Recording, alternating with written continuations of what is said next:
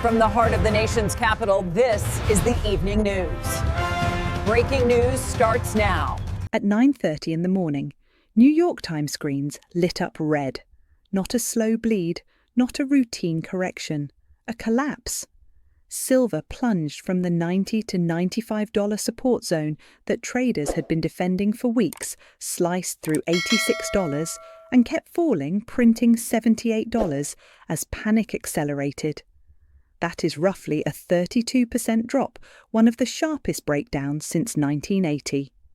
For anyone holding leveraged exposure, it was not volatility. It was a detonation. And the trigger was not a mine strike in Latin America, not a supply shock, not war headlines. It was Washington. Within hours of the White House signaling that President Donald Trump would nominate Kevin Warsh, not Judy Shelton, as the next Federal Reserve chair, markets began repricing the future of liquidity itself. By 11 o'clock in the morning, Eastern Time, gold was tumbling. Bitcoin was sliding. The United States dollar was surging. Silver was in free fall. This was not a technical glitch. It was a policy shock. Warsh is not an unknown quantity. He served on the Federal Reserve Board from 2006 to 2011, including during the financial crisis.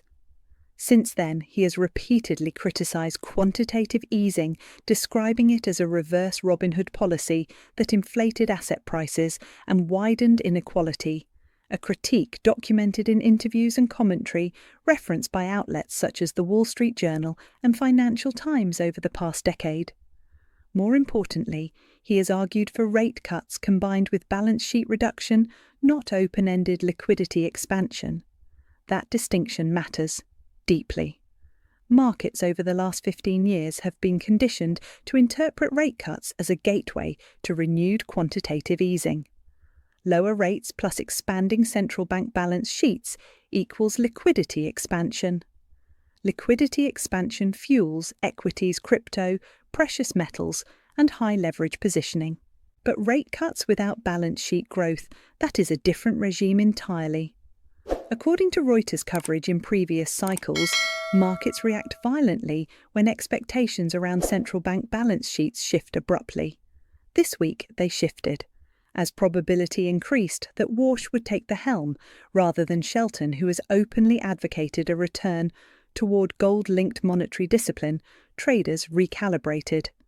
Shelton's nomination would have signalled a structural confrontation with the modern fiat framework. Warsh's nomination signals discipline but inside the existing framework. That means no guaranteed quantitative easing rescue, and silver felt that recalibration first. The technical breakdown amplified the policy shock. The 150-hour exponential moving average initially held as support. A brief 10% bounce followed. Then selling pressure overwhelmed it. Once the 90 to 95 zone failed, $86 became the next magnet. It hit, and then it broke. Momentum turned aggressive. At the same time, fresh inflation data complicated the narrative. The Producer Price Index for December came in hotter than expected. Headline PPI printed 3.0% versus expectations of 2.7%. Core PPI rose to 3.3% versus expectations of 2.9%, the highest reading since July 2025. Under normal conditions, stronger inflation supports gold and silver as hedges, but this time metals sold off. Why? Because markets were not pricing inflation. They were pricing liquidity contraction. If Warsh implements rate cuts while shrinking the Federal Reserve balance sheet, liquidity tightens, even if borrowing costs fall. That combination is toxic for leveraged trades. According to Bloomberg analyses in prior tightening cycles, balance sheet reduction drains reserves from the system and can amplify volatility across asset classes. Traders understand that distinction, and they responded accordingly. By mid-afternoon, Eastern Time, the dollar index had strengthened sharply. Precious metals were under pressure across futures exchanges. Bitcoin had joined the slide. Margin desks were on alert. Then came another accelerant. COMEX raised silver margin requirements to approximately $52,000 per 5,000-ounce contract. That translates to more than $10 per ounce in required capital to maintain a single futures position. According to CME Group policy documentation, margin increases typically follow heightened volatility and systemic risk. They force traders either to post more collateral or liquidate. Liquidations feed price declines. Price declines trigger more margin calls, and margin calls create forced selling. By 4 o'clock in the afternoon Eastern Time, the picture was unmistakable. This was not merely a commodity correction, it was a repricing of the monetary regime. Silver's collapse was the first visible crack in a structure built on assumptions of perpetual liquidity. The nominee for Federal Reserve Chair is signalling that liquidity will no longer be automatic. Inflation is running hotter than expected. Margin requirements are rising, the dollar is strengthening, and leverage positioning is being flushed. For short-term traders, this is a battlefield. For long-term physical holders, it may look like a discount.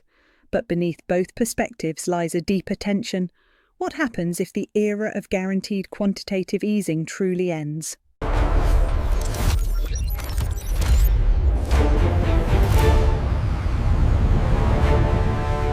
If the collapse in New York looked like panic, what unfolded in Asia looked like strategy.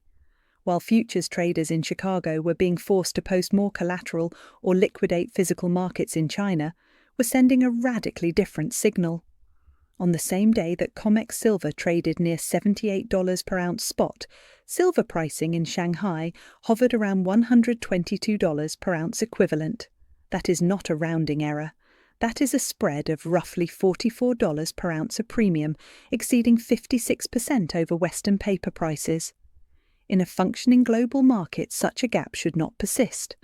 Arbitrage should close it. Metal should flow from where it is cheap to where it is expensive. Yet the premium expanded, not narrowed. When COMEX futures printed $86 earlier, the Shanghai premium stood near $30. When COMEX fell another $8 to $78, the premium widened to $44. Western price dropped 8. The spread grew 14. That is not random volatility. That is structural divergence. According to publicly released warehouse data from the Shanghai Futures Exchange, approximately 26.94 metric tons of silver were withdrawn from vaults in a single session.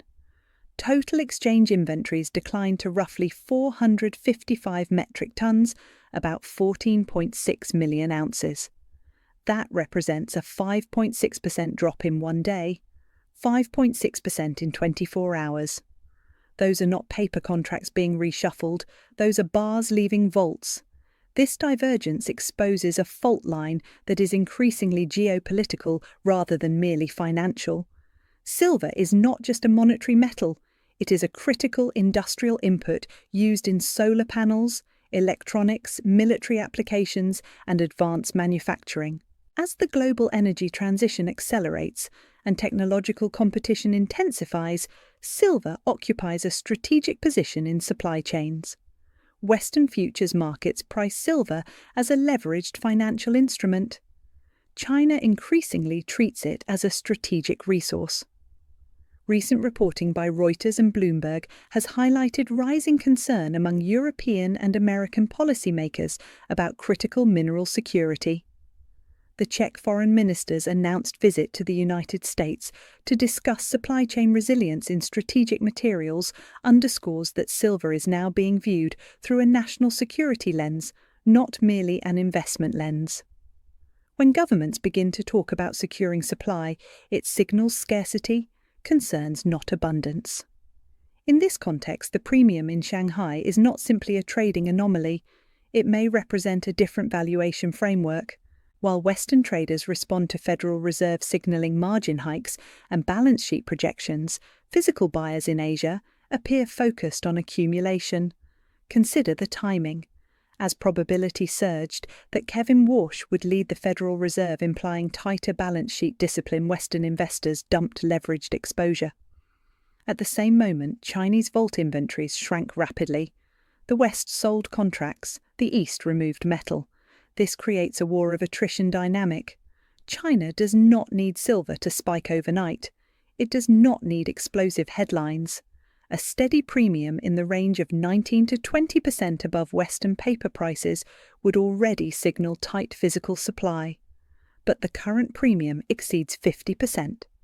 That magnitude suggests either constrained export flows, strong domestic demand, or deliberate stockpiling. Meanwhile, COMEX margin hikes amplify the divergence, raising required capital to approximately $52,000 per 5,000-ounce contract forces weaker participants out of the futures market. Reduced leverage decreases speculative volume, but it does not create new physical supply. The futures market can expand contracts infinitely. Physical inventories cannot be printed. Financial Times has previously documented episodes where futures markets diverge temporarily from physical availability, particularly during periods of logistical strain or geopolitical tension. The difference now is scale and persistence. A $44 premium is not noise. If arbitrage were fully operational, traders would buy futures in New York, take delivery ship metal to Shanghai, and sell at the higher price. The fact that the premium persists suggests friction, whether regulatory logistical capital control or strategic retention. This is where the story shifts from price to power. If China continues to absorb physical silver while Western markets experience liquidity contraction under a wash-led Federal Reserve, the balance of price discovery may gradually migrate. Price discovery occurs where physical metal is scarce and demanded, not merely where contracts trade. For decades, London and New York have dominated global precious metals pricing through derivatives volume. But volume does not equal ownership. If inventories continue to drain in the West, while Eastern vaults consolidate, supply pricing authority could evolve. That is not a conspiracy theory. It is a structural question about where marginal supply resides. The 5.6% vault reduction in a single session is not trivial. At that pace, inventories would halve within weeks. Even if that rate slows, the directional trend is unmistakable. Physical silver is leaving vaults faster than it is replenished.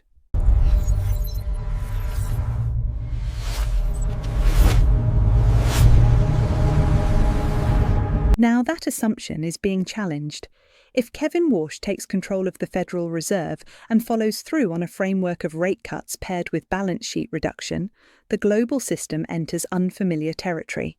According to historical Federal Reserve, data-sustained balance sheet contraction removes reserves from the banking system, tightens financial conditions, and compresses speculative leverage. Bloomberg analysis during previous quantitative tightening cycles showed that even modest reserve declines can ripple through funding markets. But this time, the backdrop is different. Inflation remains elevated relative to long-term targets. December Producer Price Index data printed 3.0% headline and 3.3% core hotter than expected. Government debt levels are significantly higher than in prior tightening cycles. Geopolitical fragmentation is accelerating. Energy transitions are intensifying demand for critical minerals, including silver. And at the same moment that Western liquidity expectations are tightening, Eastern vaults are draining. This is not coincidence. It is convergence. China's strategic posture toward commodities has evolved over the past decade. State media commentary and industrial policy documents have repeatedly emphasized supply chain security and domestic resilience. Silver is essential in photovoltaic manufacturing, electronics, and advanced defense systems. Control of physical supply reduces vulnerability. If the Shanghai premium above Western futures prices remains elevated above 50%, that signals either constrained exports, aggressive domestic accumulation, or both. Either way, the message is clear: physical ownership matters more than derivative pricing. Meanwhile, in the United States, margin requirements at COMEX have risen to approximately $52,000 per 5,000-ounce contract. That capital requirement is not symbolic. It forces traders to choose between committing substantial liquidity or exiting positions. Such increases typically follow volatility spikes and are designed to reduce systemic risk, but they also reduce participation. Less participation means thinner liquidity. Thinner liquidity means sharper moves. If this pattern persists, Western futures volatility rising, while Eastern physical accumulation continues, the credibility of paper price discovery could erode. Markets function on trust. Trust that contracts can convert into deliverable supply. Trust that price reflects marginal scarcity. If inventories decline rapidly while futures prices remain suppressed, that trust is strained. Financial Times has previously noted that when derivative pricing diverges significantly from physical fundamentals, pressure builds until either supply flows rebalance or pricing mechanisms adjust. The question is not whether divergence can exist temporarily. It can. The question is how long it can persist before forcing structural change. Overlay this with political risk. Donald Trump's nomination of Warsh signals an ideological pivot away from automatic liquidity support. At the same time, inflation pressures complicate policy. If the Federal Reserve tightens balance sheet conditions while fiscal deficits remain elevated, funding markets could experience stress.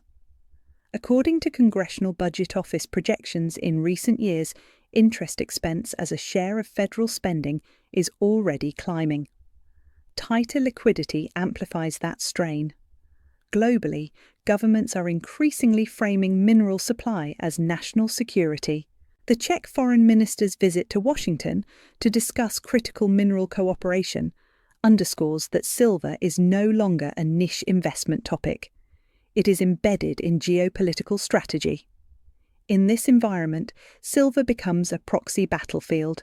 On one side, leveraged traders responding to central bank signaling margin hikes and dollar strength. On the other, sovereign actors and industrial powers securing physical metal. If Western markets continue to treat silver primarily as a liquidity-sensitive financial asset, while Eastern markets treat it as a strategic resource, price volatility will not merely reflect supply and demand, it will reflect competing monetary philosophies. And there is another layer. The broader narrative about the end of quantitative easing is not just about precious metals, it is about the future of asset inflation. For 15 years, rising central bank balance sheets underpinned equity valuations, real estate appreciation, and crypto expansion. If balance sheet contraction becomes the norm, asset repricing will not be isolated. Silver's 32% collapse may be an early warning. Because if liquidity is no longer guaranteed, leveraged positions across markets must adjust. Margin calls do not respect asset classes, they cascade.